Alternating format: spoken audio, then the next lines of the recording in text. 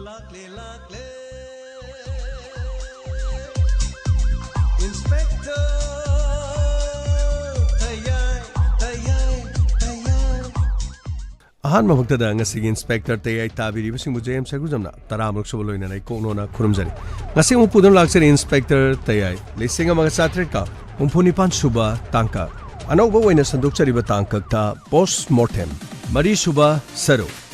Inspector Tayay ki wari ase akhoi gi punchida nitigi tholiba thodo wa thoka yamna mari leina ba wari ngakthani tabiriba singi puning loksing oina na bagi damak thamjabani masida thogolon chanaron kanglon punamak yauraba adugumba crime gi series amakhang apaba singloksen biraga phatabana nakanda thambiyo mamagi tangkak tadona tabikhre Dr. Sitra yamna toina masa nungai tabadagi mahak laying duna leki adubu khangudana no mahak numidang ama masa nungai rektabadagi mahakki mapuroibana yauriba hospital aduda purakhiram amadi mahakki machin manau imung manung sagaina thai punamaksu kaukhiram mane makusu mafam aduda lakhi adubu hospital gi maikedi mahak laikhidre haiba wafam harakpadi mapuroiba ICU gi room da chinsinki amaromda mabungna pau sitabada mathamoi sokna kapcharami wari asigi makha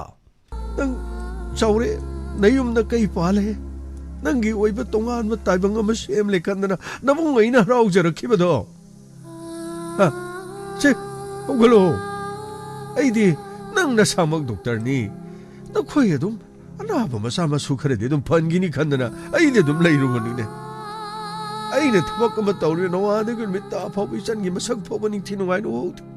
nayumna kai pan khibadagi di ichan gi sak amuk to phobo hodo no mo te ichan na habadu yumda laktana aina ichan nang na ba pharo haidan kamda uri bage haida so hangodre ne chitra ogalo ne che ogalo ngasidi namung ai yamna nuai raktre ne ogalo se ogalo karigino ne sidi nangi hipam na nangi lephum na tene ogalo nabung ai na haribasi se ogalo chitra ogalo se ogalo moitamo akhoi chitra mungana ogala roye amukana hogala roye adu iba tarade ai wafam mabtang mayam da haijege karino moitamo karino haige haisibo ichanupi gi misise ai yamna chine ichanupi masa kan hospital da puralaga ichanupi bu hekta sibase ai yaningde ai doctor amatinati adu bo khoi imungda doctor ani aduga ai ge chanupa di doctor Doctor Ohum Lena I sanupi shibagi maram shibu Kangmo Yaridro Ha Kangmo Yaridro Karino Moitamo na Hari Shibu Karino I sanupi mishia si postmortem to Bapame Karino postmortem to Baharis Layong Lena Karidigi Narakibano Karidigi Lekidamano Adugumagi Lake Buggy exact Maramdo Madukang and Nabagidama I postmortem to Bapame Karino see the accidentality Mina Halamasunati Lambida taraga leramasu nati aduga mangoda postmortem tawdoridubu karigino postmortem tawse imungdugi mini yarabadi adumak yai siribudugi maram cause of death sibagi maramdo madu khangadoribani nakhoi doctor ni karimata khangdro aina haribasu khangdro adu tawsidi mina halamasu nati asi boina phangmasu nati aduga karino moitamona haribo wafamchibu aina haribo wafamsi noini yaningdrisin kari ha 나코이니 야는데 시끄러기노 이마 바봉 송기수 이니 거의 마무코이 매한 뿌나막 답이요 아이 전노 피시트라기 미시아시 아이 타자데 아이 포스트모템 또보 밤에 cause of death 시부기 마라마이 칸고 밤에 까리 레나나 나라가 시리바노 막 까리 더 혹도버기노 까리 잭셀 혹도버기노 아이 마두기 잡잖아 이 칸고 밤 뭐다 뭔가 하러브로 나티 미나 하나마수 나티 혼독놈마수 나티 아이 로이네 칸 와파마두다 낭나 한젠한젠 하이기노 수시라 아이 샤오간다바네 아이 얌나 포지티브 이브노 반 어두부 아이 전누피나 나시디 타이몽 타독투네 짠크라마 마통다 마봉가이네 얌나 닝가 먹드네네 아이 전누피기 미시에스기 마땅다 칸고 밤에 포스모템 또가다바네 사사 너 코이네 낭나리버도 부카리노네 혹시 포스모템 하리버시고 바봉 postmortem na tana topalambi matalero aseng machum maram mamai khangba pame aige chanupi na leitabagi maram masikari no habedo pabung ai khangba pame pabung masida pabung no suaya ba pibiyo इमानसु अयाबा पिबियु अखोई हौजमक अखोई की चित्रा लेतबगिदमक तेंथागदब नथि अई चल चित्रादी मथमोई सेंजबन महांगना कनादसु लालंगने हाइबा इ थाजते करिनोने करि मरमगी माना लानगदोरिनोने अदुबु मागी थौदोगसिगा अते मागी मरानबु करि ओइगदोरिबनोने मोइतामो वाफमसी तोक्लसिबा कैदोगे मराइबक ठीक अदुबु अखोइसु नुगाइते अदुबु महाक लैना अमदे हानदगी लೈ हाइबसिदि अखोइनसु अदुम खंगिदना लैना लैबा लैतब नते लैना लैबा ओइरबसु महाकि मिसि असिदा अइना चिंगनै हारिबसिनि हायेंग तुंगदा फावबा नंदोन पोमदना लैगदबगी सरुक महाकु पोस्टमॉर्टम तौदुनाने सिरिबसिगी मरम चपचाब करिनो हाइबदो अई खंगबा पामे मदुनि मसिदने इमा खोइ पाबुंग खोइनसु अइगे पामसि गेपिरकम अदुगा इने खोइ मामु खोइनसु अइगे निंगबा पामसिदा अयेटपा पिबिरकनो पाबुंग इमा गनसु अइना हाइजरिबसते सपोर्ट तौबियु अइ यामना नुगाइति अइ यामना निंगमदे हारिबसिनि खोइ पाबुंग करिनोने नमंग नुपिसिबो करिनो तौरिबदा सासिबो करिनोने अइ नुगाइत्रेने थौदोक्सि करिनोने अखोइदि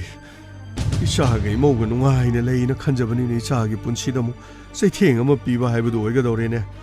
था निपान मापन तमंगाइरि चही फाबसु नत्रि अदुबु असुगुम्बा थौदो अमा थोलक्कने हाइबसिबो मंगदा फावबो मंगलुदेने तौरिसि अदुबु मखोइगी मबुंगना साउरिसिबो करमाइ तौबनो पोस्टमॉर्टम हारिसिना असि तौरगना कनादनो मुक सोकदौरिसिना मागिसिबो मने मकुनो ओल इनई गाइना अखोइदो मुक खंदौरिबा जाला अखोइगेदि लेमिनदना अखोइना करमना ओननै हाइगदौरिबनोने सोबासना कैदौनुंगदसु अखोइदा दुगुम्बा बदनामदो अइ तौरकनि हाइना थाजते करिनो पोस्टमॉर्टम तौरगना करि तौद्रगना करि पोस्टमॉर्टम तौबा हाइदुदि मोइ पामु मसासे लोइनमकी थांगना लेलगा अदुबुदि मखोइगी नियम लैबनि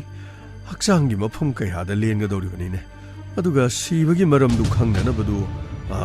अदुगी पुथोकननबनिने अदुदि सीबगी मरम हाइसिबो मादि अनाहब अमसु लेरमे अनाहबदुना सीबनि हाइरोइद्रो अदु नतबदा नसानुपागा लेमिने गाइना नसानुपादगा अमु ताइसनगदौरि जालो करिगी इचानुपादा ताइसनगदगिने नंबो इचानुपासु डॉक्टरनिने मा फनबा लायेंबा नतना पोस्टमॉर्टम तौरगा नचानुपादा करि सोकदौरिगे अदुगी अमतो नथे मबुंग असिना हाइरिबदि सिरिबदुगी मरमदु मागी मसादा करि अनाबा ले अनाबदुनु मरम ओरगा सिरिरा करम्बा मोंगदु सिरिबनो हाइबदु खंगनबगी हाइबनिने अदुबु मोइ पाबु करिनो जे बॉस कप्तना लाउदना तौरिसि सुमु नुगाइति कमदौनि इता खोइ अदुगा क्रमदौनि तौरिसिदि अइ दाउसु मसागीदमुक्ता कप्तना तेंथादना लेरे निंगोय मीगीदि थमोय सोकपा हाइबदु ओरिबनिदो अदुबु मबुंग असिनमु पोस्टमॉर्टम तौनि हाइरिबसिबु अमुक थांग थाबा हाइबसि इमुंग मनुंगी ताउ खोय मखोइनबु यानिंगदौरिबा जाला अखोइगीदि करिमता येतपा पीबा यादेको मीना हाइरिबदु होय होय होय नो लोइना तागदबनि ख्वाइदिगी लुरिबसे नुपीना मयुम पालगा मयुम पानबु कुइद्रिंगेदा मपामदा लेइतबा खुदोंग थिबा थोकपा अनाहाये यावरकु मतमदने हौजिक्ति मियामसे लोइना मोबलिंचिंग पुनमक्सि कनानानो करिनानो हाइरकपा खांदा इमुंग अदुननी मने मकुननी हाइदना हेक्ता ताइनगनबा लेरिबनि अदुबु अखोइगीदि मदुमक्ति थोलोय खाली अइगी मरुमनिदना अइगे तिनबनिदना नंगसु साबित्रिगा तिनरी नथि अखोइदि करिसु करिगिनो मोइ पाबुंनो मुक सिंगनरिदुबो मोइ पाबुंनो मुक सिंगनसले अइदि साजे मिहुनगासे टिंग टिंग टिंग टिंग लाउरे था करिनो इमौनु पिबु सुमाइना दोम तुरुगा सिने सिबो नथि अइदि मंगदा फावबो सुमाइना मंगुबा लेतेने मोइ पाबुं करिनो तौदोरिसिबो साजे खंसोन एक्सोनदैदा हई मीना कप्तना लाउदना तौरिसिदनने नंगना चप जुंगदना दुमाइ तौदना लेगनु लाउने चंगसिलो मखोइना पोस्टमॉर्टम तौगनी हारिसे तौगदोरिब्रा तौरोइदोरिब्रा मखोइगिना करि अनिंगबा पामनो हाइबदु हंगसि मोइगी ममौनु पिसिनदि पोस्टमॉर्टम तौबदु यानिंगदबगी मौंगदमु हाइरि मासु डॉक्टरनिना करिसु कानदेना खनबो ओइरंगनी मानदि तौहनिंगद्रि असिब हक्चांग ओइना लेरंबा नथि हुंदोकलंबा नथि युमदा सिरगा लेरंबसु नथि चिंगदनिंगाइ कइसु लेते हाइबो वाफमसिदि ममौनु पिसिनसु हाइरिदना अदुबुदि हाइरि अदैदा मबुंग असिना चिंगनरिसिबु करिनो माना चिंगनरगा मु नथि असिबगी मरम खंगगना करिनो ꯂꯥꯌꯦꯡꯒꯗꯕ ꯃꯇꯝꯗꯨꯗꯗꯤ ꯑꯩꯈꯣꯏ ꯃꯌꯥꯝ ꯆꯪꯗꯅ ꯃꯄꯥꯟꯗ ꯄꯨꯕ꯭ꯔꯥ ꯀꯔꯤꯅꯣꯁꯨ ꯇꯧꯍꯧꯗ꯭ꯔꯦ ꯁꯤꯗꯩꯗꯗꯤ ꯑꯩꯈꯣꯏꯒꯤ ꯅꯆꯥꯅꯨꯄꯥ ꯔꯣꯃꯦꯟꯁꯤꯅ ꯐꯅꯤ ꯍꯥꯏꯗꯅ ꯑꯃꯨꯛ ꯂꯩꯔꯦ ꯑꯗꯨꯕꯨ ꯃꯈꯣꯏꯒꯤ ꯏꯃꯨꯡ ꯃꯅꯨꯡ ꯑꯩꯈꯣꯏ ꯐꯖꯅ ꯅꯤꯡꯊꯤꯖꯅ ꯆꯥꯛ ꯏꯁꯤꯡ ꯆꯥꯃꯤꯟꯅꯗꯅ ꯈꯟꯅ ꯅꯩꯅꯔꯒ ꯅꯆꯥꯅꯨꯄꯥꯒ ꯌꯥꯅꯔꯒꯅꯤꯅꯦ ꯑꯗꯨꯕꯨ ꯍꯟꯗꯛꯇꯤ ꯈꯪꯐ ꯐꯔꯦꯅ ꯇꯧꯔꯒ ꯑꯃꯨꯛ ꯀꯔꯤꯅꯣꯕ ꯇꯧꯁꯜꯂꯛꯏꯁꯤꯕꯣ ꯀꯔꯤꯅꯣꯕ ꯈꯪꯗ꯭ꯔꯦꯗ ꯍꯧꯖꯤꯛꯀꯤ ꯃꯇꯝꯁꯤꯅ ꯂꯩꯅꯥ ꯇꯤꯟꯅꯁꯤꯅꯅꯦ ꯃꯥꯏꯄꯦꯝꯃ ꯈꯪꯗ꯭ꯔꯦꯗ ꯇꯧꯔꯤꯁꯤ ꯑꯩ ꯂꯥꯎꯅꯦ ꯑꯥꯗ ꯆꯪꯉꯒ ꯀꯔꯤꯅꯣꯝꯇ ꯇꯥꯔꯨꯁꯤꯅ ꯃꯤꯒꯤꯗꯤꯅꯦ ꯃꯆꯥꯅꯨꯄꯤꯅꯤꯗꯣꯝ ꯇꯨꯔꯤꯅꯤꯗꯣ ꯂꯥꯎ ꯆꯪꯁꯤꯟꯁꯤ ꯂꯥꯎꯁꯤ ꯏꯇꯥꯎ ꯂꯥꯏꯕꯛ ꯊꯤꯕ ꯊꯧꯗꯣꯛ ꯑꯁꯤꯅ 이사누피부 이따오기 사게이다 꾸이는 먹어요 하이는 땀드라만 이따오 이사누피 대방 타독도는 짝그래네 이따오 이사누피 대방 타독도는 짝그래네 이따오 얌는 와이티 까리 하이게더브노 캉트리 이모후이니 윰드 누밋 망하니 떠롱니 각단이 레럼바 마사기 마토우 마사기 신품네 야다바니나 윰마시 타독도는 마코이니 짤라가 레이크레도 이사네 코이기다먹다 세바 떠우드나 ꯆꯥꯅ ꯑꯩꯈꯣꯏꯒꯤꯗꯃꯛꯇ ꯃꯊꯦꯜ ꯂꯨꯀꯣꯏ ꯂꯥꯡꯗꯅ ꯅꯨꯃꯤꯠ 5ꯅꯤꯇꯪ ꯑꯣꯏꯔꯕꯁꯨ ꯑꯩꯈꯣꯏꯒ ꯂꯩꯃꯤꯟꯅꯈꯤꯕ ꯃꯤꯀꯨꯞꯇꯣ ꯑꯩꯈꯣꯏꯒꯤ ꯑꯄꯦꯟꯕ ꯍꯥꯏꯕꯗꯨꯗꯤ ꯑꯣꯏꯈꯤꯕꯅꯤ ꯍꯣꯏ ꯏꯇꯥꯎ ꯃꯥꯒꯤ ꯃꯔꯥꯏꯕꯛꯇ ꯏꯇꯥꯎꯒꯤ ꯁꯥꯒꯩꯗ ꯃꯧ ꯑꯣꯏꯅ ꯀꯨꯏꯅ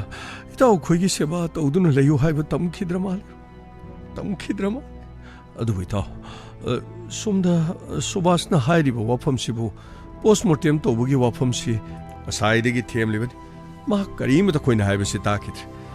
ꯀꯔꯤꯕꯨ ꯇꯧꯔꯨꯒꯗꯧꯔꯤꯅꯣ ꯃꯍꯥꯛ ꯂꯩꯔꯤꯉꯩ ꯃꯇꯝꯗ ꯆꯤꯐꯦꯠ ꯅꯥꯗꯨꯅ ꯑꯗꯨꯝ ꯂꯥꯛꯈꯤꯕꯅꯤ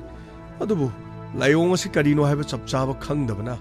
ꯃꯄꯥꯟ ꯂꯝꯗ ꯂꯥꯏꯌꯦꯡꯁꯤ ꯍꯥꯏꯕꯗꯁꯨ ꯃꯈꯣꯏꯅ ꯃꯐꯝ ꯑꯁꯤꯗ ꯂꯥꯏꯌꯦꯡꯂꯒ ꯐꯒꯅꯤ ꯍꯥꯏꯗꯅ ꯑꯗꯨꯝ ꯂꯥꯏꯌꯦꯡꯂꯒ ꯂꯥꯛꯄꯅꯤ ꯑꯗꯨꯕꯨ ꯍꯟꯗꯛꯇꯤ ꯐꯅꯌꯥꯝ ꯀꯟꯈꯠꯆꯔꯦ ꯍꯥꯏꯅ ꯇꯧꯔꯒ ꯀꯔꯤꯅꯣ ꯈꯪꯗ꯭ꯔꯦꯅꯦ ꯇꯧꯔꯤꯕ ꯂꯤꯂꯥꯁꯤ ꯃꯥ ꯃꯈꯣꯏ ꯑꯗꯨꯒ ꯄꯥꯕꯨꯡ ꯏꯃꯥ ꯃꯌꯥꯝ ꯑꯗꯨꯒ ꯑꯩꯅ ꯂꯦꯞꯆꯔꯤꯕ ꯋꯥꯐꯝꯁꯤ ꯑꯩ ꯋꯥꯁ ꯑꯅꯤꯔꯛ ꯁꯨꯅ ꯍꯥꯏꯍꯟꯕꯤꯔꯅꯨ ꯑꯩ ꯇꯉꯥꯏꯐꯗꯕꯁꯤꯡꯗꯣ ꯑꯩ ꯍꯣꯁꯄꯤꯇꯥꯜꯒꯤ ꯇꯉꯥꯏꯐꯗꯕ ꯃꯤꯑꯣꯏꯁꯤꯡ ꯑꯩ ꯑꯃꯨꯛꯇꯪ ꯎꯅꯔꯒ ꯀꯔꯤ ꯂꯩꯒꯦ ꯍꯥꯏꯕꯗꯨ ꯌꯦꯡꯒꯦ ꯑꯗꯨꯒ ꯑꯩꯈꯣꯏꯒꯤ ꯔꯣꯃꯦꯟꯁꯨ ꯋꯥꯐꯝ ꯑꯁꯤꯗꯁꯨ ꯃꯥꯁꯨ ꯁꯣꯏꯗꯅ ꯁꯄꯣꯔꯠ ꯇꯧꯔꯛꯀꯅꯤ ꯈꯜꯂꯤ ꯔꯣꯃꯦꯟ 이바이 호스피탈ꯒꯤ ꯃꯔꯨꯑꯣꯏꯕ ꯃꯤꯁꯤꯡ ꯑꯃꯇꯪ ꯎꯅꯅꯕ ꯇꯧꯁꯤ ꯃꯍꯥꯛ ꯄꯣꯁꯃꯣꯔꯇꯦꯝ ꯇꯧꯗꯕ ꯌꯥꯗꯕꯅꯤ ꯃꯐꯝ ꯑꯁꯤꯗ ꯅꯪꯅꯁꯨ ꯌꯥꯒꯅꯤ ꯈꯜꯂꯤ 이바이 ꯑꯩꯒꯤꯗꯤ ꯊꯣꯏꯅ ꯀꯔꯤꯁꯨ ꯀꯥꯏꯕꯗꯤ ꯂꯩꯇꯦ ꯑꯗꯨꯕꯨ 이바이 마기 말아이박다 숨나 땀람라가 포스모템 떨어가수 바이 까리 어원 보홍문을 락가더리 마학 하나되기 게스틱 오이바 아두가 콜레스테롤 키탕 왕바 마시디 ꯑꯗꯨꯝ ꯂꯩ ꯍꯥꯏꯕꯁꯤꯗꯤ ꯗꯣꯛꯇꯔꯁꯤꯡꯅ ꯄꯤꯕ ꯔꯤꯄꯣꯔꯠꯁꯤꯡꯗꯁꯨ ꯑꯗꯨꯝ ꯌꯥꯎꯔꯒ ꯂꯩ ꯚꯥꯏ ꯃꯗꯨꯅ ꯀꯔꯤꯕꯨ ꯀꯥꯟꯅꯔꯛꯈꯤꯒꯗꯧꯔꯤꯒꯦ ꯚꯥꯏ ꯆꯠꯀꯗꯕ ꯃꯥꯗꯤ ꯑꯩꯈꯣꯏꯕꯨ ꯊꯥꯗꯣꯛꯇꯨꯅ ꯆꯠꯈ꯭ꯔꯦ ꯚꯥꯏ ꯑꯩ ꯏꯁꯥꯁꯤ ꯑꯩ ꯊꯋꯥꯏ ꯌꯥꯝ ꯅꯨꯡꯉꯥꯏꯇꯦ ꯔꯣꯃꯦꯟ ꯅꯪꯅ ꯅꯨꯡꯉꯥꯏꯇ꯭ꯔꯤꯕꯗꯨꯗꯒꯤ ꯑꯩꯅ ꯁꯔꯨꯛ ꯆꯥꯝꯃ ꯍꯦꯟꯅ ꯅꯨꯡꯉꯥꯏꯇ꯭ꯔꯤꯕꯅꯤꯅꯦ ꯑꯩꯒꯤꯁꯨ ꯏꯆꯟꯅꯨꯄꯤꯅꯤꯅꯦ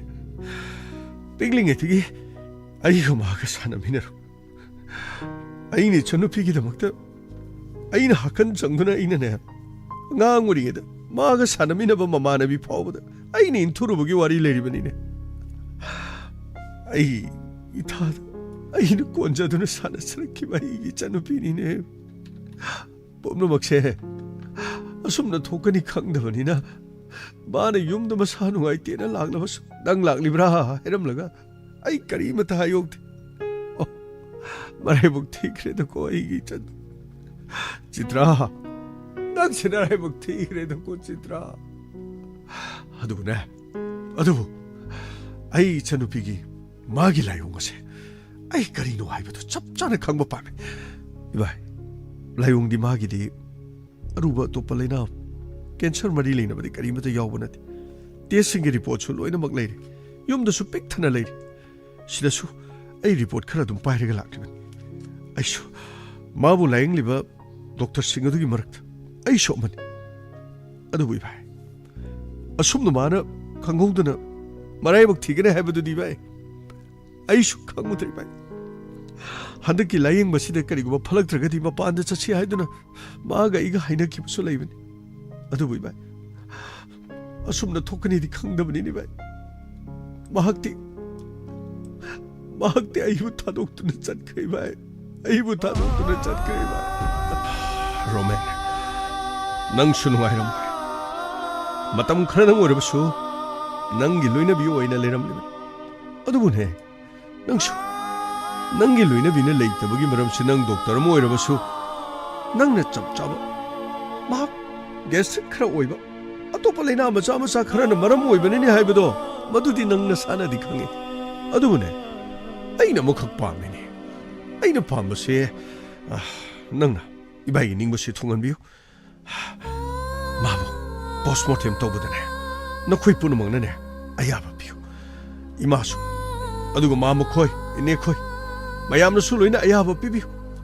ꯑꯩ ꯃꯄꯣꯛꯁꯤꯒꯤ ꯏꯆꯟꯅꯨꯄꯤ ꯎꯕ ꯐꯪꯂꯔꯣꯏ ꯍꯥꯏꯕ ꯑꯩ ꯈꯪꯉꯤ ꯑꯗꯨꯕꯨ ꯑꯩꯒꯤ ꯋꯥꯐꯝꯁꯦ ꯑꯩꯅ ꯍꯟꯖꯟ ꯍꯟꯖꯟ ꯍꯥꯏꯔꯒ ꯃꯌꯥꯝꯅ ꯌꯥꯗ꯭ꯔꯤꯕꯁꯤ ꯀꯔꯤꯒꯤꯅꯣ ꯔꯣꯃꯦꯅ ꯍꯥꯏ ꯍꯧꯖꯤꯛ ꯀꯔꯤꯁꯨ ꯀꯥꯟꯅꯔꯣꯏ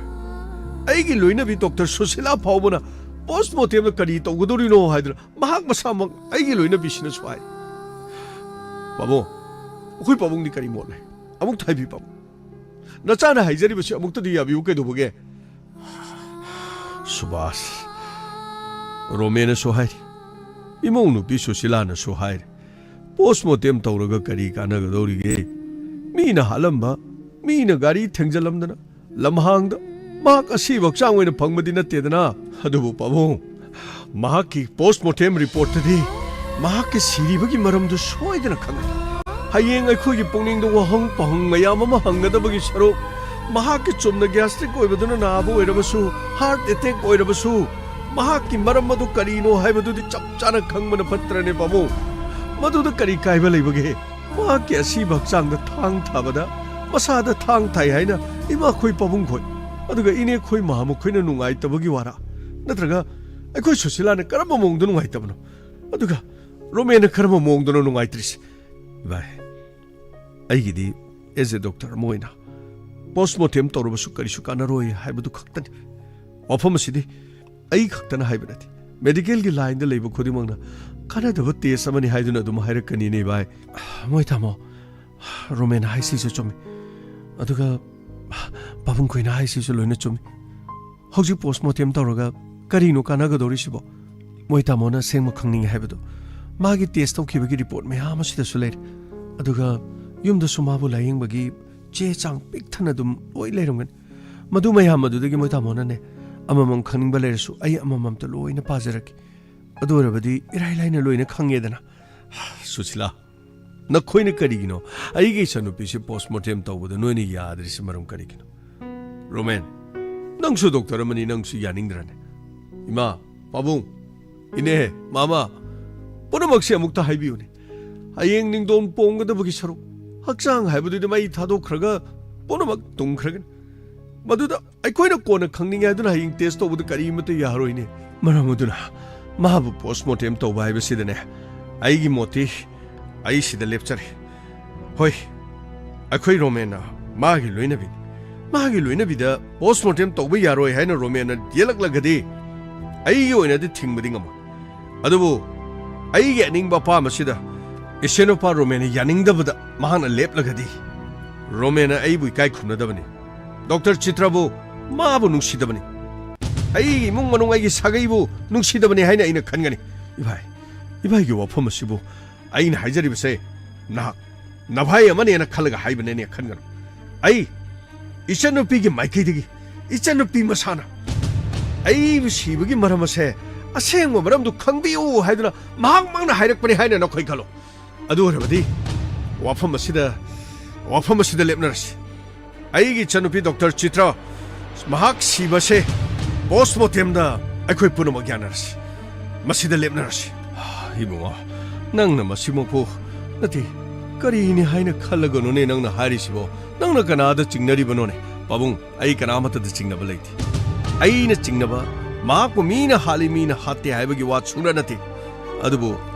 ꯃꯦꯗꯤꯀꯦꯜ ꯁꯥꯏꯟꯁꯅ ꯃꯤ ꯑꯃ ꯁꯤꯕ ꯃꯇꯝꯗ ꯁꯤꯔꯤꯕꯗꯨꯒꯤ ꯃꯔꯝ ꯄꯨꯝꯅꯃꯛꯁꯤꯡ ꯑꯗꯣ ꯏꯔꯥꯏ ꯂꯥꯏꯅ ꯈꯪꯕ ꯉꯝꯃꯤ ꯄꯥꯕꯨꯡ ꯑꯩꯈꯣꯏꯒꯤ ꯂꯝꯗꯝ ꯑꯁꯤꯗꯗꯤ ꯅꯤꯡꯉꯣꯜ ꯑꯃꯅ ꯊꯧꯔꯤ ꯌꯥꯟꯗꯨꯅ ꯁꯤꯕ ꯃꯇꯝꯗ ꯃꯍꯥꯛ ꯄꯣꯁꯃꯣꯔꯇꯦꯝ ꯐꯥꯎꯕ ꯇꯧꯗꯅ ꯍꯦꯛꯇꯃꯛ ꯂꯧꯊꯔꯒ ꯏꯃꯨꯡ ꯃꯅꯨꯡ ꯌꯥꯅꯔꯒ ꯄꯣꯂꯣꯏꯔꯤꯕꯅꯤ ꯍꯥꯏꯅ ꯄꯣꯂꯣꯏꯈꯤꯕꯒꯤ ꯋꯥꯔꯤ ꯀꯌꯥꯃꯔꯨꯝ ꯂꯩꯈ꯭ꯔꯕꯅꯤ ꯃꯍꯥꯛ ꯀꯔꯤꯒꯨꯝꯕ ꯄꯣꯁꯃꯣꯔꯇꯦꯝ ꯇꯧꯔꯝꯕ ꯇꯥꯔꯒꯗꯤ ꯃꯍꯥꯛꯀꯤ ꯍꯛꯆꯥꯡꯗ ꯀꯔꯤ ꯌꯥꯎꯈꯤ ꯃꯍꯥꯛ ꯁꯤꯅꯕꯒꯤ ꯃꯔꯝ ꯀꯔꯤ ꯑꯣꯏ ꯃꯗꯨꯗꯤ ꯍꯧꯖꯤꯛ ꯂꯣꯏꯅ ꯈꯪꯅꯔꯕ ꯉꯥꯛꯇꯅꯤ मी अमना डॉक्टर ओइद्रबसु मी अमना लम्मस ते खंगबो ओइद्रबसु अयेंग तुंग कोइना खोइगी सादा निंगदोन पोमदना नबगिदमक आई वाफम से आईदी सुंतौ तौदब यारोय हाइना आईदी लेपचर आईना हाइजरिबो वाफम से मायोक्ता लेरकपो पुनोक्सिंग अदो आईगी वाफम सिबु सितपिदबनि आईबु थाजदबनि आईगी वाफम से यानिंगदबनि दुगा आईगी चनुपि चित्रबु नुक्सिदबनि हाइना आईना लौजगनि करिनोने नंगना दुक यामना कनबो वाफम थमलिबदुबो हा पाबु आई सोमना कंदा इमदु चंगगमदा तानाजर आई इमुंग मनोंगी माइकेदिगी पोस्टमार्टम तौसी हाई हाइदना ए हाइजरकी इबाइगी निंगोसी थुंगननबा आई करिनु करिनु होनजरकी आई अमुक्ता आई सोमदमदो चंगजिनजरकी पाबुं खोइ माखोइ मयाम सोंदो दुम लेबिरम आई सोमना कंदा यम वारि अमता तानाजरकी अदुनिदना रोमेन नंगने नंगी नुपीबु नुंसीजबा अदुगा मभाइना हाइबु वाफम मसिदसु इनबीबगिदमा आई नंग आई सनुपीबु थमोइ सेंगना नुंसी हाइबदो आई मेक सेंगना खं आई माखोइ पाबुं खोइ हौजिक्ति रोमेन सुयारबनिना असोंगी मामा खोइ इने खोइ इबुंगो आई खोइगी ओइनादि करिसु यादबा लेथ्रे नखोइना फगनि हाइबदो दुम यारेनि हौजिक महाक ताइबुंग थादुक्तुना चक्रे मागी मराइबक ताइ खोइगा मतम सांगना कोइना लैयो हाइबदो तमखिद्रबसु नखोइनाने फरे हाइबदो आइगिदि करिसु काइबा लेथि इताउ बोरोत इसा सुभाषना माना लेपचरिबो वाफमसे अखोइ करिसु येपिरगुमसे फरे आइगी ओइनादि करिसु यानिंगदबा हाइबदो लेथ्रे सुभाषना माना सुपेंजननबा आइगी ओइनादि करिसु लेथ्रे ममा नंगदि करि हाइनिंगलिबा आइगिदि लोइरे इचानुपिगी मपों लोइरे मयामना फगदबदो तुम खनाबिरो मराइबक थिक्रे आइगी चासे थोकपनिदको माना डॉक्टर मोइनिंगदना माना होनजखिबा मयामदो थुबु मसासी चिफे छुम नादना दुम लेरखिबा मयुम कै पानखिबदिगी माना कयाम हराउजै रोमेनगा मखोइनी लेमिनबदा कयादा पक्चै कयादा नुक्सिनना लेरिबा अदुबु मागी पुंसीदा सुमना सांगना लयु तमलमद्रे करी हाइरुगन इता साबित्रे किता फाताजी से करिनो हुजी पोस्टमार्टम तौबो ओरसु तौदबो ओरसु अंगांग खै मयामना लेपनबदो अखोइगी ओइनादि करिमता हाइनिंगा लेतरे करि तौगदबनो खंगद्रेनि मागी मराइबक्सिदा असोक यामना थिने तमलमलिबसिबो करिनो खंगद्रेनि तौरिस इमा खोइ पाबुं खोइ मयामनबदि लोइ लेपनारि अदुबु मोइ तामोनसु पोस्टमार्टम सिबो असोक यामना पामिसिबो करि मरमगिनो खंगदि आइना हाइजबसु करिमता तादि सुशीला नंगना आइगी मायोक्ता साम लेपनिंगिसना करिगिनो आइनि सनुपीसी पोस्टमार्टम तौसी हाइबसिदा नंगना याद्रिसे नते नंगना करि नुंगाइतबा लेगी आइगी सनुपीसिदा नंगना नुसीदबा नंगना नुंगाइतबा नत्रगा इसनुपीनिगा नंगोंदा थीनिगा करि ngangamba torumba leibage करिनो मोइ तामो हाइबिरिदुबो आई इसनुपीसी आइगी हेक पोमिनबि इनाउनुपीगुम खनजरिबे अदुरबदि नंगना करिगी येतफम थोके आइने हाइबसिदा नंग याफम थोक्रो सिरिबसि करि मरमगी सिरिबो हाइबसि पोस्टमार्टम खंगदोनि हाइबसिदा नंगना समजानिंगदि मरम करिगिनो हाइबनिने अदुबु करिमतो मदुगी मरमदु फंगमोय करिमता कानरोय हाइबगी वानि मि मोइ तामो ऐ नंग डॉक्टर मो ओरबसुने नंगी फिल्डुदा दुम लयु पोस्टमार्टम गिसिदा नंगने येसलानु आई नंगोदा कैसु मसि भाबा कन मवा मा हाइदबनि आइना हाइद्रो आइना हाइद्रो अदुबु खंगे केदोरगे मोइ तामो पुनमक्तो लोइने खंगे अदुबु हुजिकति इचनुपीसे ताइबंग थादोक्तुना चक्रे पोस्टमार्टम से करी फंगदौरिगे सिदैदा महा गैस्ट्रिक ओइबा अनाबा मले कोलेस्ट्रॉल वांग अनाबा मचा मसा खरा लै हाबसि नतना मागी रिपोर्टस करीमता याउदे हाबनि तामो अदु ओइरबसु याउगेरा याउरोय हाइब्रा रिपोर्ट तुदि इचम चंबा अनाबनि गैस्ट्रिक ओइबदगिनी हाइरबसु आई करीमता काइदेने असेंगबा मदि खंगदोबो नत्रो हयेंग अखोइने येंगहौदबा तारबदि ओ पोस्टमार्टम तौरमलबदि असेंगबदु खंगदोबनि हाइबा वाफम हयेंग कोलादि कराइदि लौदुरि हक्सांग मै थादोखरकान क्राइ खंगदोरिगेबा पोकपा अमदि सीबा रेजिस्ट्रेशन तौबगुम मी अमना सीबा मतमदा सीरिबदुगी मरमसि करिनो जि खंगनबगिदमक सीरबा हक्सांगदुदा थांगना लेनबा करि काइगे थांगना लेनबदुदगी हेनबा मै थारकान उत तांगोय ओनगदोरिबा नत्रो उत तांगोय ओनगदोरिबा हक्सांग अदुदा उत तांगोय ओनद्रिगेदा थांगना लेलगा महांगना सीरिबदुगी मरमदु खंगौबदा करि अकाइबा लेगे सिदैदा नखोइनि यानिंगद्रिसि करि मरमगिरो हाइबनि नखोइना फनाम येलुसने हौजि रोमेन क्वेश्चन चेंक्रे पुरोक्सिंदो नखोइना करिसु थिंबा यारो आइंगोंदा करिमता मसिगी मतांगदे हाइबिरन ai nahan makai ne ai yamna positive oina I wang ngang nophet tawdana I leibana khoi urangani ai san siriba mi si ski matangda sengba khangdriba phawbudi ai isase pungning leitararoi ai asengba khangna mo honakani romena chakribase ai somoto sangchalu adugane tangai phadaba singodo loina tobiu haidana ai romena torga ai tokani nakhoi kanamatra ingondane ai apanu pibiron masidane imaga pabungo inega mamasu na chabu warobi ai marilina mamising tu unarga ai postmortem tongna ro to tawsorki ima khoi pabung khoi aina habisdane kalim tu get piranu ko ai am to charuki kam dong ni tawri bas madi thasengna warau khrini tawris fare mana pambasida itaw koi khoi mayam kari matu yelugum sine ko dudi kari yeluni habage taw mana ningbodu thungjana na ba tawjarasam fare kari haruni hoji isagi marai bakta susumna tamkhraban sir amta sangjarage sir sangsamiro Dr. Romet kari paudi nungai tabam tare do kamai torba sir tangai fadana ai postmortem sigi hoine sida Dr. Romet ngon tamamen postmortem tangai fadana nangi mai kai digi pa me haibo wafam am lei ado postmortem sibu tawdaba ya darabar karino sir som kana sir aigi bain sir secretary ta sir khangjaudre sir sir aigi sanupi si doctor Chitra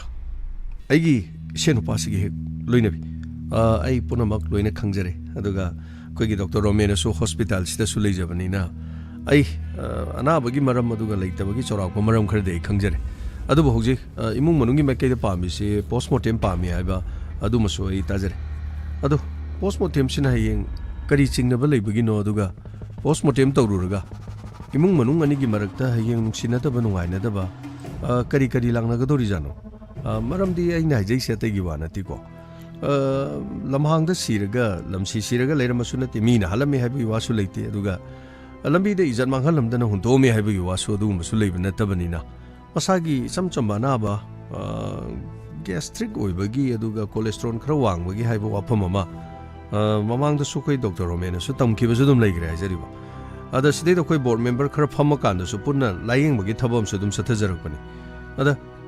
siriba misi asi hospital da yora kan da koi hospital na thawasa da badagi mabu hatpani gaina imung manung mob justice mob lynching ama tawra kan da karigum irang hobirakadra ina koi na su pakhachaba leiba Manipur di hojik hospital da mi mek siba matamda mayamna longnarisi hospital da leiriba doctor na laying bidaba gini haibasima ada mi pum khudimak hospital da laklibasi tasengna hairabadi masa nadana lakpadi yawbanati naraga lakpa ngaktani narisi masa da bera amadi dum leira lab bera duna maram oiraga leitrakanda hospital na kanma ngamaude aduga thawasa bidi haibasi he adum hai doctor su laidi natabani na mi bu hekta kanba haibasi ekta ngamdi Doctor gidi tangai phadana sokliba natraga purokliba na badu diagnose hana tawrakanda kari hidak thabage aduga kari hidak thagadage karamba layong sathagani haibasi matangda layeng laga madudagi hidak guli du thara matungda hapta amani gi matungda tongan ma khud amuk thaba hapta amani gi mathangda tongan ma khud amuk thaba ni haijari ai madu punamak loina khangjare aina haijaning badi sir ai gi sanupi na de habanati mahak nai hospital sida pore hospital sina mahapu layeng bidabadagi aigi salasi lekhidabani haibo wafam sa ai kedonung da ai haijar ai madugi kari mata leijadi aina khangjaning bai cham wafam amadi aigi sanupi se maha gastric oiba anabadi nai adubu mahakna hojik siraba matungda mahakki masada postmortem tawba matamda mahakki masasi gi postmortem gi report amakhak ai madu tasengna ai pamjabani farene dubudi tangai phadana postmortem adum tawba ya imung manungge yabadi change aduga soi tawgadaba che chang adudi procedure sing do khoi Dr. Romet loin khangabani adu adum tawbibadi yare aduga aina haijaning bamana postmortem tawraga madugi report tuna maram oirakanda khoi hospital sida kairakadaba aduga imung manung kona nuksinaroi daba kairakadaba leibibra aduguma leiragadi sumna hayobani leikhidaba adudi marai baktibadagi leikhidre adu aina sum khanjabadadi doctor अमगी इमुंगसु ओइबनिना लैखिद्रिबा दु ओट नैरगा हातखिबनी मने मकुना हातपनी हाइबना चिंगबा दुमाइनगा सुम टॉर्चरगा तौई खोलिगा हाइबगी नते नते sir करीमत लैथि आइगी चनुपीने लैरिबि इमुंगसिदा चनुपीबु Luna चाना थम्बि doctor रोमेना यामना नुंगसिना आइगी चनुपीबु Luna चाना माना थम्बि हाइबा मागी मने मकु अदुगा आइगी पबुंगसु यामना तिनजबा ममानबु ओइना कॉलेज की मतमदगी पुलखिबनि अदुबु पबुंग अनीना तिनरिबा नुंगसिनरिबसिदा मसा इसा पिनसि हाइदुना मरी असे नुंगसिनबा मरी अमद ओंथोंनखिबनि अदुना मरम ओरकांदा पबुंग खोइदसु खोइना करीमतो मरान सिगदबा लैते पबुंग खोइसु लोइना लेहौरी मामा खोइसु इने खोइसु लोइ लेहौरी मखोइदसु लोइना मखोइ अयाबा लौजरकांदने थबकसे मतु मतंग सथबियो हाइदना हाइजबनि सर मसिबु यामना काइगदर sir no no no no मदुगी वानाते तौबददी कोइ हॉस्पिटल दगा ताइनरकदरा हाइबसे हानबदा याम चिंगनजरुबनि अदुगा तसेंगनमक्की मा मतम चाना दुम पुखलै कोइ याम कन्ना माबु आईसीयू पुसलगा लायंगनबु होने अदुबु उपायदि लेखिद्रे कोइ माबुदी कन्म ngमखिद्रे अदुबु मसिना मरम ओरकांदा अखोइगी हॉस्पिटल ददी अकाय अतोय अदुगा अयेत अपंदु थोक्तनबदु सर अइना थाजबा पिजरि अई तसेंगनमक्की अई करिगुमा अदुगुमा थोदो अमत थोंजर फरेने दुदी रोमेन तौबा याबा सिंगदो सर अई अतै अतै शुक्रा दुम चेलगा अई येंगजगे सर होइने ngसाइदगी अंगांग खैना तमिनी पोस्टमार्टम तौननबगीदमक्ता नहांगना कोचेन चेलौई हाइदना इंगोंदसु तममबनी जूनियर मनको फरे अदुदी पुनमक सिंगदो अदगी चे चांगदो लोरगा लोइ मेंशन बिरो तंगाइ फदबा सिंगदो लोइना तौरसे दुगा पोस्टमार्टम लोरगा थवाइ याउद्रबक चांगदे दुम पुथबिबदि दुम यारानी दुगा रिपोर्ट तो याम थुना पीननबा कोइ दुम होनजगे दुवरेदि यारानी को फनिशर अदुदी एयमु नंग अतै चे चांगदो सोमदगी लोइ लौरगा लोइ तौरको फनिशर याम नुंगाइजरे सर अदुदी अखोइ अमुक थुकचरुगे सर फनी फनी फनी असुमना डॉक्टर चित्रगी मसादु पोस्टमार्टम मबुंग सोबासना हाइबदगी तौखिरमे मसिगी मतुंगदा रिपोर्ट ngaiki रिपोर्ट लाए हाइदुन हॉस्पिटल दगी हाइरकपदगी मसेनुपा रोमेनगा लोइनेना सोबास हॉस्पिटल दा चटखिरमे करी बोरंगदोरिनो खंगति मरम खरदं खंगबदी सोइदना नुंगाइ इबाइनदी दुम चिंगनरिबा बाइ थोदोकपदी करसु लेरोइ मागी अनाबदुन मरम ओइरगा ओइगदोर रोमेन आई लोइने खंगिनी अदुबु असेंगबु दुमतंगदी खंगसेना तोबगी वानी होइ बाइ सोमदा लेइ आई सर द रिपोर्ट तो पाइरगा लेबिरमो हाइदना सर अमता संजर रोमेन चंगो नंगना हाइबदगी आइसु रिपोर्ट तो बुदि सिदा लेरे आइसु हाइबेद दुम येंगे अदुगा अखोइ सिदा डॉक्टर सि लेरे पोस्टमार्टम तोगो डॉक्टर सर रोमेन से डॉक्टर रिपोर्ट चम ता हाइजिस मागी से गैस्ट्रिक जे दुम ओइरे चखौ से दुम खितंग दि लेना दि लेरगा इन्फ्लेमेशन खर लेगे अदुगा सिते लेरिबा सिते अतोपा पार्टिकल चखौ द करी करी चाब तुमदबा अदुगा खुदोंग थिनिगाय ओइबा पोती यावबदी लेत्रे अदुदी मागी मसादा अते अते मसादा सो अतोपा दाखफम फुबा चैबा खोटपा खरिगुम मत लेत्रे नते आइगी सेनुपाना ओट नै फुई चै हाइजबगी वा नतेको आइगी से सुम असेंग म खंगनबा अखोइगी सर सोबास के वाफम से असेंग मतंग मा खंगजगे न तोबगी वाफम ने मदु ओइनी को मानी मदु मंगनी आइगी सेनुपाना आइगी चनुपीबु लुना चाना थंबी हाइबा आइ मेक सेंग दुम खा हक्सांगदा करिगुम्बा मत फुबा चैबगी दाग अदुगा करिगुम्बा येसनगिबा तुसनगिबगी करिगुम्बा मत लेते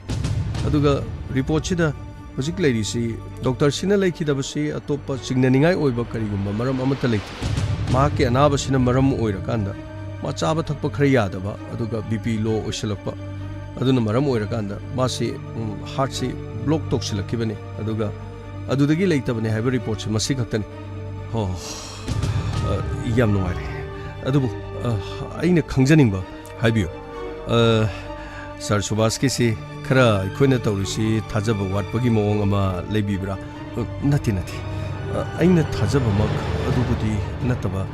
अतै रिपोर्ट अकुपबुदी सि चे चांग सिदा लोइना याव सिदगी दुम पारगा दुम सर कोइना सुदुम इराइ लाइना खंगबिगनी माना सिजनरिबा हिदाक अदुगा तै ड्रग सिंग मरमदसु युमदा लेरिबा डॉक्टर येंखिबगी चे चांग अदुगा माना साखिबे हिदाक लांथक अदुदा करी सोइबा यावबगे करी तौबगे हाइबना चिंगबदो सिगी रिपोर्ट सिंग सिदा यामदि लोइना दुम खंगबदि ngमन ꯑꯗꯨꯒ ꯃꯥꯒꯤ ꯃꯁꯥꯗ ꯊꯥꯈꯤꯕ ꯍꯤꯗꯥꯛꯁꯤꯡꯗ ꯑꯣꯟꯅ ꯇꯩꯅꯕ ꯌꯥꯎꯈꯤꯕ꯭ꯔꯥ ꯑꯗꯨꯒ ꯑꯗꯨꯒꯨꯝꯕ ꯌꯦꯡꯒꯦ ꯍꯥꯏꯔꯒꯗꯤ ꯇꯁꯦꯡꯅ ꯃꯥꯅ ꯆꯥꯈꯤꯕ ꯍꯤꯗꯥꯛꯁꯤꯡ ꯑꯗꯨꯒꯤ ꯂꯤꯁ ꯑꯃ ꯄꯨꯔꯛꯂꯒ ꯑꯃꯨꯛ ꯑꯗꯨꯗꯤ ꯗꯣꯛꯇꯔ ꯔꯣꯃꯦꯟꯁꯨ ꯐꯤꯜ ꯑꯁꯤꯗ ꯂꯩꯕꯅꯤꯅ ꯑꯗꯨꯗꯤ ꯑꯩꯈꯣꯏꯒꯤ ꯁꯔ ꯗꯣꯛꯇꯔ ꯔꯣꯃꯦꯟꯅꯁꯨ ꯑꯌꯥꯝꯕꯗꯤ ꯂꯣꯏꯅ ꯈꯪꯕꯤꯔꯅꯤ ꯑꯗꯨꯒ ꯕꯤꯁꯦꯔꯥꯒꯤ ꯔꯤꯄꯣꯔꯠꯇꯤ ꯁꯔ ꯌꯥꯔꯅꯤ ꯀꯩꯅꯣꯅꯤ 이바이 징나바 시바이 어떠파 레이비리브로 로맨 징나바 이 토이나 레이테 아이 농원도수 징나바 레이테 어도가 이 마마 코이네 코이도수 아이 까임도 징나바 레이테 아이 이사누피나 레이타바세 또 그럼나 레이타바노 시각다네 아이나 강닝바세 어도바 아이 이행자르케 마기 사키비 히닥 랑타키 리포트싱 농원다 레이버싱 이바이 아이원다 레이버 로이나 레이자레 이바니 영비닝보도 시기 리포트 시기 짜나바 짜나다바 로이니 영비로 파레 아이 영나바 떠오르게 아두디 이바이 아이 손도서 타박 뭐 걸레이바 아두 이바이 기당 할라마게 아두가 이바이 징나바 레르디 좀 나신다 좀 딱비로 로맨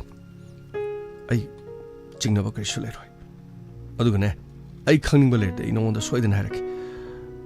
아두디 파레 이바이 ꯑꯩ ꯈꯤꯇꯪ ꯍꯟꯖꯔꯝꯃꯒꯦ ꯗꯣꯛꯇꯔ ꯑꯩ ꯍꯥꯟꯅ ꯑꯃꯨꯛꯇ ꯊꯣꯛꯆ ꯑꯣ ꯐꯔꯦ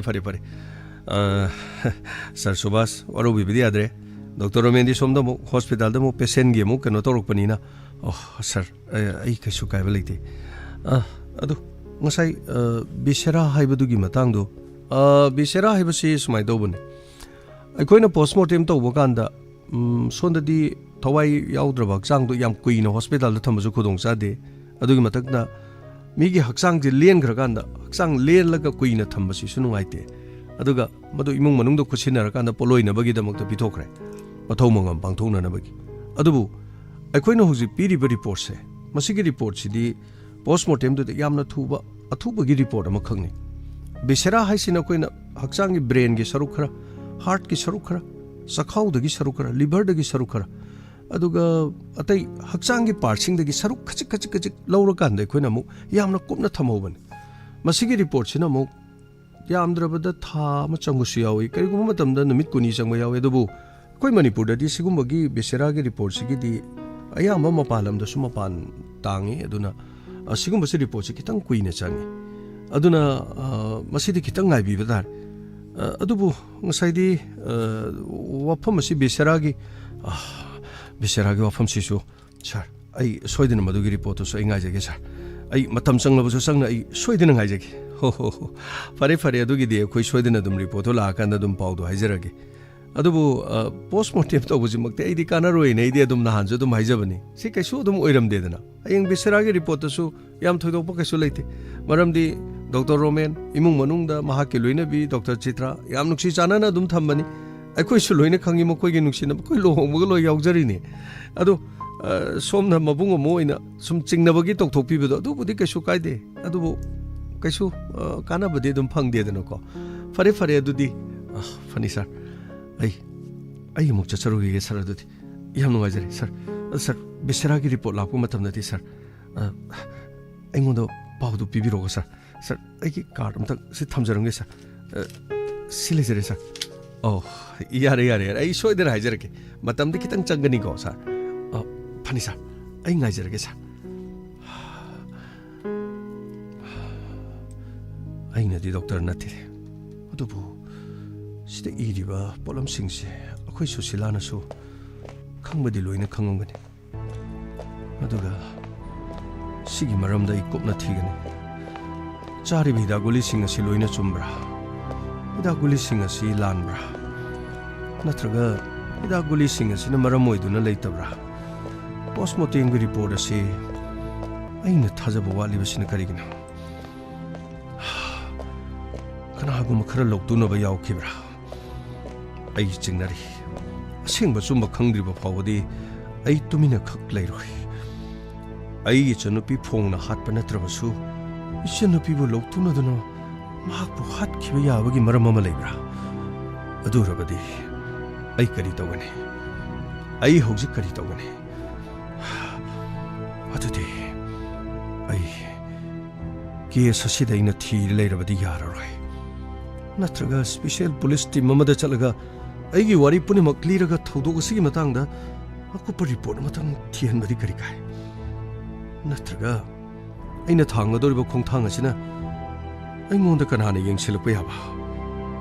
ꯌꯦꯡꯁꯤꯜꯂꯛꯂꯕꯁꯨ ꯌꯦꯡꯁꯤꯜꯂꯛꯂꯤꯕ ꯄꯨꯝꯅꯃꯛꯁꯤꯡ ꯑꯗꯨ ꯑꯩꯒꯤ ꯑꯆꯨꯝꯕ ꯑꯁꯦꯡꯕ ꯈꯪꯅꯅꯕꯒꯤꯗꯃꯛ ꯌꯦꯡꯁꯤꯟꯕꯅꯤꯅ ꯃꯗꯨ ꯀꯩꯁꯨ ꯀꯥꯏꯕ ꯂꯩꯇꯦ꯫ ꯑꯩꯅ ꯃꯗꯨꯗ ꯌꯦꯡꯁꯤꯟꯕ ꯃꯇꯝꯗ ꯑꯩꯒꯤ ꯏꯆꯥꯅꯨꯄꯥ ꯔꯣꯃꯦꯅ ꯂꯥꯟꯅ ꯑꯃꯨꯛ ꯈꯟꯒꯗꯧꯔꯤꯕꯖꯥꯠꯂ? ꯏꯅꯦ ꯑꯩꯈꯣꯏ ꯃꯥ ꯃꯈꯣꯏꯅ ꯑꯃꯨꯛ ꯀꯔꯤ ꯈꯟꯒꯗꯧꯔꯤꯕ? ꯈꯟꯅꯤꯡꯕ ꯈꯜꯂꯁꯨ ꯑꯩꯒꯤꯗꯤ ꯏꯆꯟꯅꯨꯄꯤꯅꯤ꯫ ꯏꯆꯟꯅꯨꯄꯤꯒꯤ ꯄꯨꯟꯁꯤ ꯂꯣꯏꯈꯤꯕ ꯍꯥꯏꯕꯁꯦ ꯑꯩꯒꯤꯗꯤ ꯃꯄꯣꯛ ꯑꯁꯤꯒꯤꯗꯃꯛ ꯂꯣꯏꯔꯕꯅꯤ꯫ ꯀꯔꯤꯒꯨꯝꯕ ꯑꯩꯒꯤ ꯏꯆꯟꯅꯨꯄꯤꯅ ꯆꯥꯈꯤꯕ ꯍꯤꯗꯥꯛ ꯒꯨꯂꯤꯁꯤꯡ ꯑꯁꯤ ꯑꯔꯥꯟꯕ ꯌꯥꯎꯈꯤꯕ ꯇꯥꯔꯕ ꯑꯗꯨ ꯑꯣꯏꯔꯕꯗꯤ ꯄꯣꯁꯠꯃꯣꯔꯇꯦꯝꯒꯤ ꯔꯤꯄꯣꯔꯠꯇꯁꯨ ꯍꯤꯗꯥꯛ ꯒꯨꯂꯤ ꯑꯔꯥꯟꯕ ꯆꯥꯈꯤ ꯍꯥꯏꯗꯨꯅ ꯍꯥꯏꯔꯛꯀꯅꯤ꯫ ꯑꯗꯨꯕꯨ ꯑꯩꯒꯤ ꯏꯆꯟꯅꯨꯄꯤꯗ ꯆꯥꯈꯤꯕ ꯍꯤꯗꯥꯛ ꯒꯨꯂꯤꯁꯤꯡ ꯌꯦꯁ ꯃꯄꯨꯔꯣꯏꯕ ꯏꯁꯦꯟꯅꯨꯄꯥ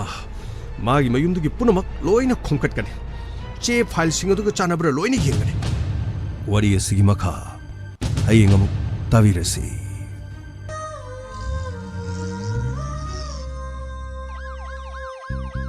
Lakle lakle Inspector Tayay tayay tayay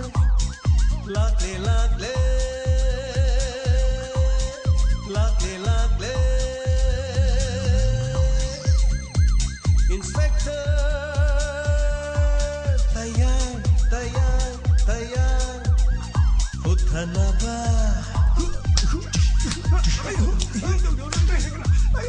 Kanbinaba. Thank you, sir. Welcome. Uthanaba. Kanbinaba. Inspector. Tayay, tayay, tayay. Lakle, lakle. Inspector. Tayay, tayay, tayay.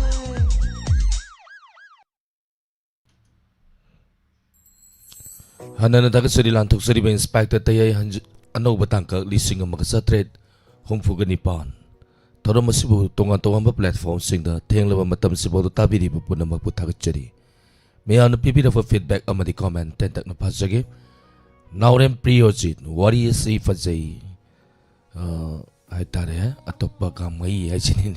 santi kontaw zam tagat jari ima bimola konsum tagat jari yung kaibam Helen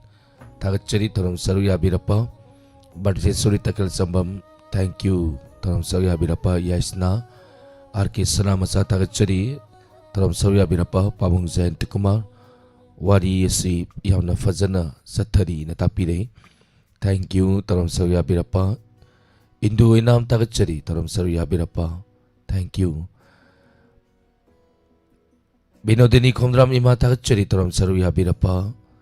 yung kaibam Helen sir nga sige Inspector Lising ang makasatrir humpuganipan suba Post Madam Marie suba tangka wari sayam na fazay. Sak na loy kre wari maka ngay jari sa uli na natapire. Thank you tarom sarya birapa. Sabir maibam tagat jari tarom sarya birapa santi kontawzam. Ranabir wangkem tagat jari tarom sarya birapa. Wari asida James sir na piri ba message asi yam na sumba wafam kudimak at sumba ngaktani. Ay pabong Zain Kumar na tapire. Joy Mati Devi sir wari se yam na pugning lausing oijay wari maka ngay jari na tapira pa tagat jari. Naurem sana tombi tagat jari taram sir yabira pa imabi mola konsum tagat jari. Rani balalay sang tem tagat jari taram sir yabira pa yais na. Sir edit si kalaga tajari wari se aigi wakalda ay tare kari nomdi oidoy ni slow poison no ibe ay aduga kari gumam di oidoy ni ngay bay nungay baso dumaglay ay tare says gita tagatsari hemala taring tauzam ima binasaki debi atokpam tagatsari Sobasandra Angom thank you for life nga sisu saru yazari Sobasandra Angom and Kamala Angom Langtawan natapire thank you kumam santi bala tagatsari wari sayam na padzay natapira pa tagatsari Sir Sri Hozik kuisale out of station no kilak panumit na kuy sumang kumay sumang nila sa panaw maramuera kan no mada lila ani ahum hay batay nung ningipung ani numidang pung taruk amani numidang pung tara yung dahalap kada pung ahum Maria dumagtay hay tare सरगी महूट सिल्लगा comment पाजबनी सबीर माइबम थागतचरी once again Yumkhaibam Helen thank you तरम सरगी हाबिरप्पा thank you Laishram Radha थागतचरी Memcha Yumlembam thank you sir वरी से हैनिंग लेतन फजे अदुबु पुनिंग दा डॉक्टर चित्रना मरमदा सिंगनबा लई डॉक्टर सुशीलगा हिदाकना ओइगनी खंजई ओइरम याई खनबसिंगसिनी याम कन्न ओइगंद्रिसिनको बिरेन नोंग थोंबम तागचरी तोरम सरगी हाबिरप्पा thank you Memcha once again तागचरी हौजिकसी सेराउबा मयाजु नक्सलकपा दुना सेराउबा इसै ओइना तामिनसी जेम्स हेगुरजमगी खोंजेंदा सेराउबा द सै थाबा इसैनी कुदल तमचरी तामिनसी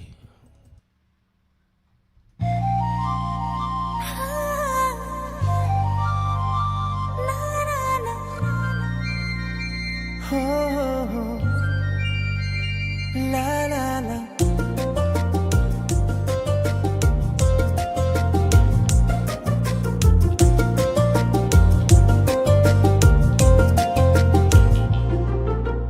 Jum jum pan ba hairi hayaini kombirai leirang sad lagle kusum lei lei bak lei leirang yum thong khuding lei teng ba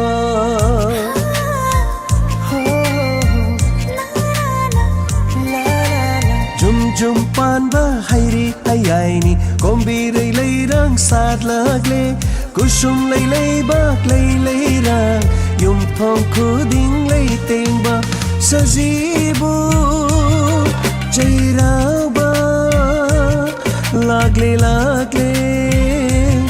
jairau ba jairau ba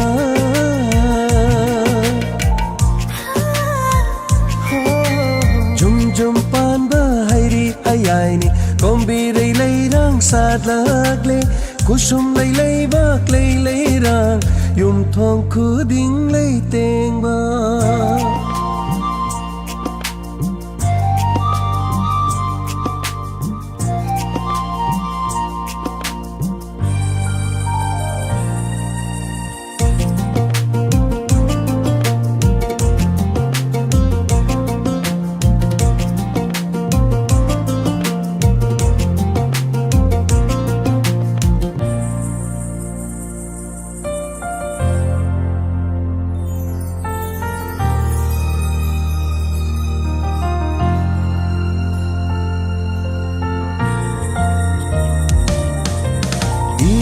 Shuna thongan khuding ngamjaba kadnari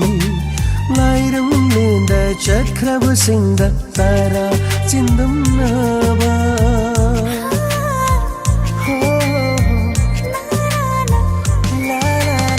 Imum shuna thongan khuding ngamjaba kadnari Lairam lenda chakraba singda tara chindam naba Kumja khuding shoidana tara chindam balakpiyo Kumja khuding shoidana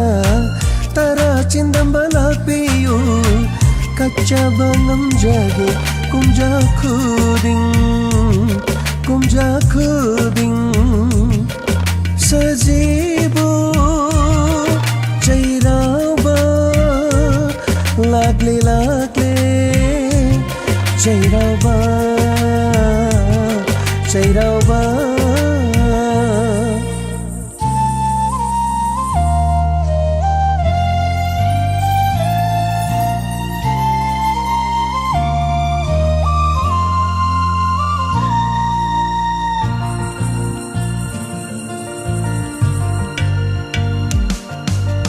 Hainam lainam na yom la re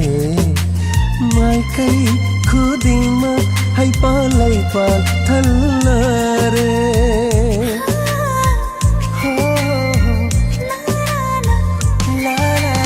Hainam lainam na yom la re mai kai khuding ma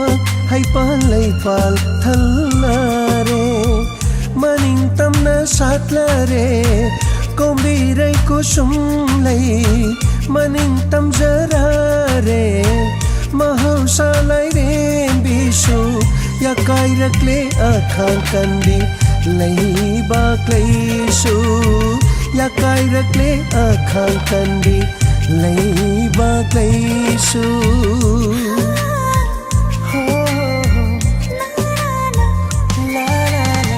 Jum panba hairi ayaini kombirai leirang sat lagle kusum lei lei bak lei leirang yum thong khuding lei teng ba sajibu chairau ba lagle lagle chairau ba chairau ba chairau ba